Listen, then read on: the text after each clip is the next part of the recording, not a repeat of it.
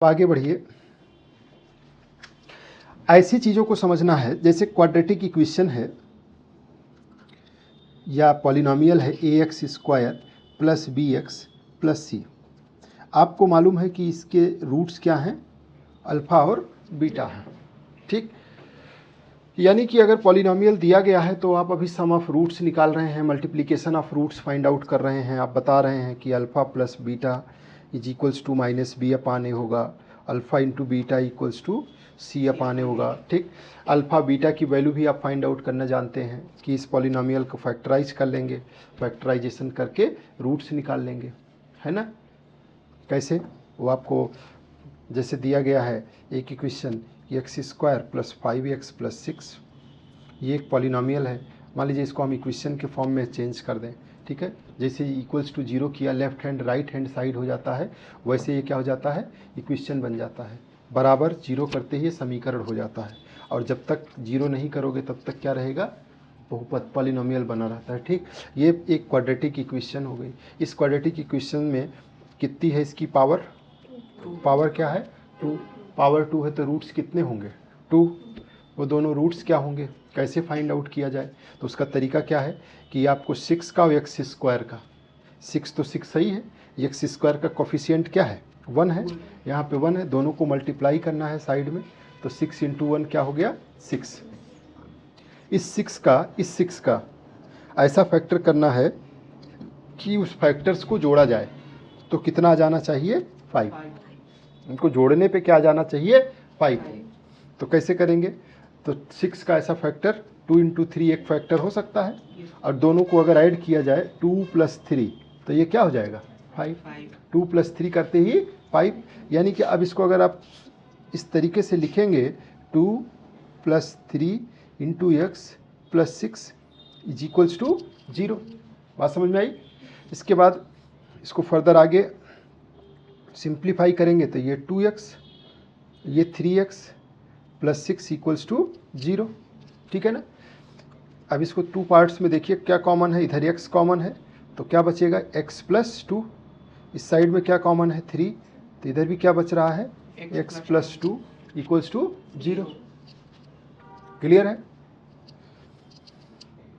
Means x plus 2 common ले लिया जाए दोनों से तो इधर क्या बच जाएगा x प्लस 3 इक्वल्स टू 0। अब मैंने आपको बताया था कि अगर दो नंबर जिनका मल्टीप्लिकेशन 0 हो, ऐसा कब हो सकता है, ऐसे 2 नंबर्स जिनका मल्टीप्लिकेशन 0 हो, तो या तो पहला नंबर 0 हो या दूसरा 0 हो या दोनों 0 हो। तो ये कब होगा, जब पहला वाला नंबर 0 हो या फिर दूसरा वाला नंबर 0 हो, या तो पहला 0 हो या फिर दूसरा 0 हो। अगर x प्लस 2 इक्वल्स टू 0 हो, इसका मतलब x इक्वल्स टू क्या आ जाएगा -2, और अगर x प्लस 3 इक्वल्स टू 0 है तो x इक्वल्स टू क्या हो जाएगा -3, x इक्वल्स टू -3। बात समझ में आ रही है। यानी कि यही इसके दोनों रूट्स हो गए, alpha equals to -2 and beta equals to -3। यानी कि कोई भी क्वाड्रेटिक इक्वेशन या क्वाड्रेटिक पॉलिनोमियल दिया गया हो तो उसके शून्य को फाइंड आउट करना आप जानते हैं। क्लियर, उसको इस तरीके से सॉल्व करके उसके शून्य को निज्ञात किया जा सकता है। लेकिन मान लीजिए कि आपको ऐसे अब सिर्फ इतना दिखाई दे रहा है कि ये किसी इक्वेशन बन गया कि ये -2 और -3 किसी क्वाड्रेटिक इक्वेशन के पॉलिनोमियल के शून्यक हैं, -2 और -3 किसी द्विघात बहुपद के शून्यक हैं। तो बहुपद क्या होगा, जस्ट एकदम रिवर्स वाली प्रक्रिया, वो बहुपद क्या होगा उसका कैसे पता लगाएंगे, तो क्या करेंगे, तो ध्यान से देखिएगा। उसके लिए आपको क्या करना है, दो चीज़ें हैं, दोनों बता दे रहे हैं और दोनों को ध्यान रखना है। पहला तो एक इक्वेशन है उसको याद रखना है, x² minus alpha plus beta into x plus alpha beta.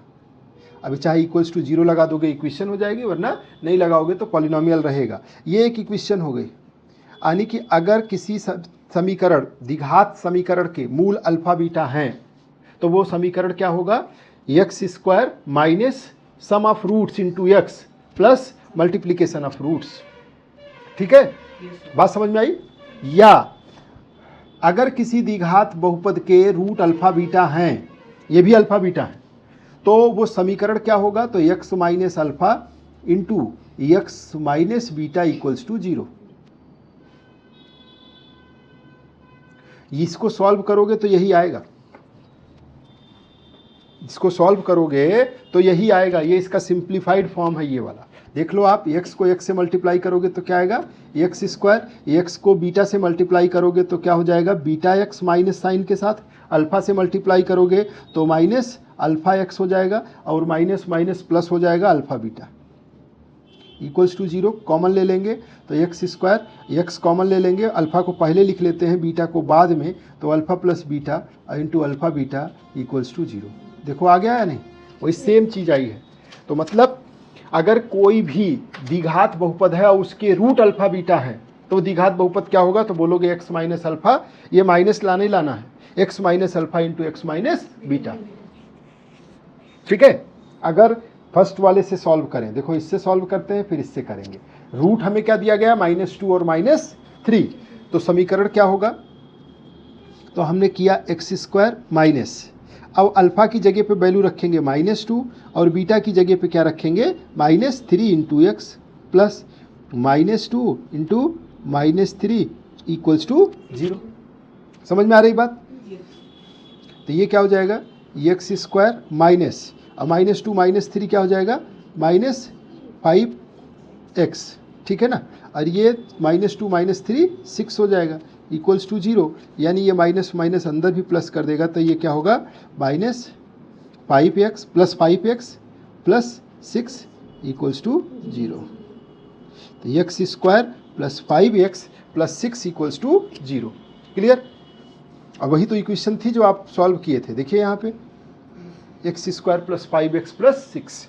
दूसरा तरीका क्या है, दूसरा तरीका अगर इस तरीके से हमको मालूम है कि अल्फा इक्वल्स टू -2 है और बीटा इक्वल्स टू -3 है, तो डायरेक्ट इक्वेशन क्या लिख सकते हैं, डायरेक्ट आप इक्वेशन इस तरीके से लिख सकते हैं, एक्स माइनस अल्फा, तो अल्फा की वैल्यू क्या है, -2, और x minus beta -3 equals to 0। X minus alpha into x minus beta. और जब इसको आप नेक्स्ट स्टेप पे सॉल्व करेंगे तो ये हो जाएगा x प्लस 2, अंदर जाके प्लस कर देगा। ठीक है, और ये क्या हो जाएगा, x प्लस 3 इक्वल्स टू 0, यानी एक मल्टीप्लाई करोगे तो एक्स स्क्वायर प्लस ये x जो है 3 में मल्टीप्लाई होगा 3x, ये 2 में होगा तो 2x, और ये प्लस 3 इंटू 2 क्या हो जाएगा, 6। तो ये होगा x square plus 5x plus 6 equals to, ठीक है ना।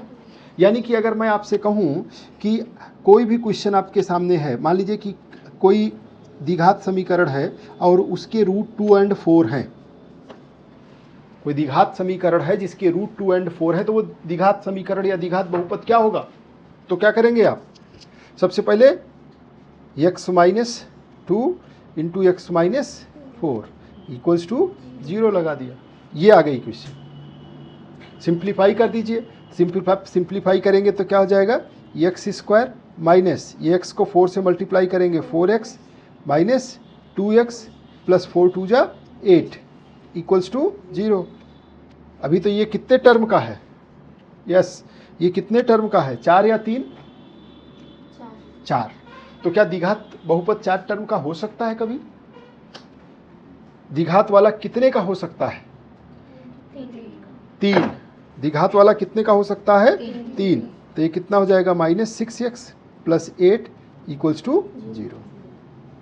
समझ में आ रही बात। तो ऐसे हम 5 क्वेश्चन दे देते हैं जिसमें आपको द्विघात समीकरण फाइंड आउट करना है। ठीक है, पहला है 2, -3, ये 2 रूट दिए गए हैं, इनसे आपको क्या करना है, इक्वेशन बनाना है। दूसरा है 4, -1, तीसरा है -3, -6, चौथा है -5, 2, और पांचवा है 3 इंटू -1। ठीक है, ये किसी द्विघात बहुपद के रूट्स हैं, आपको क्या करना है, वो द्विघात बहुपद बताना है। ठीक है ना।